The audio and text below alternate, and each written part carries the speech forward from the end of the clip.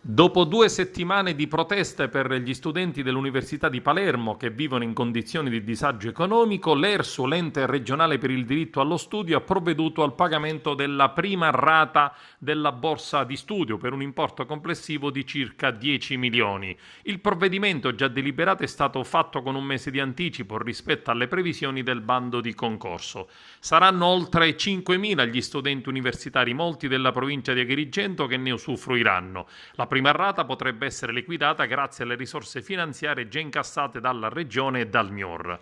È certamente un primo segnale importante, hanno dichiarato gli organizzatori del comitato studentesco, che martedì scorso ha organizzato un corteo fino all'Assemblea regionale per chiedere l'intervento della politica e del governo regionale a favore degli studenti disagiati.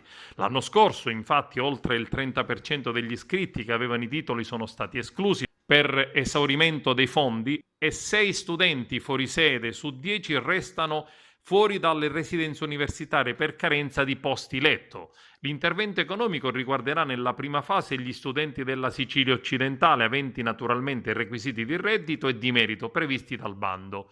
L'importo della borsa di studio pendolare e fuori sede va da un minimo di euro 1.183, circa 180 pasti gratuiti, ad un massimo di 2.700 euro più 360 pasti gratuito, più posto letto, oppure per indisponibilità di posto letto una dichiarazione di locazione attraverso una quota fino a 1.300 euro. Il governo Musumeci ha elevato il livello di copertura dei benefici per il diritto allo studio universitario oltre il 70% del fabbisogno, ha dichiarato l'assessore regionale all'istruzione Roberto Lagalla.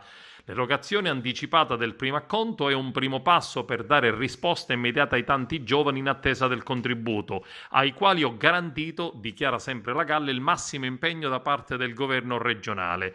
Auspichiamo di procedere ulteriormente allo scorrimento delle graduatorie sulla base di ulteriori disponibilità finanziarie che dovessero pervenire, ha dichiarato Giuseppe Amodei, commissario straordinario dell'ERSO, che sta definendo le assegnazioni dei servizi abitativi e soprattutto del servizio di ristorazione che da quest'anno, oltre Palermo, interesserà in convenzione anche Trapani, Caltanissetta ed Agrigento.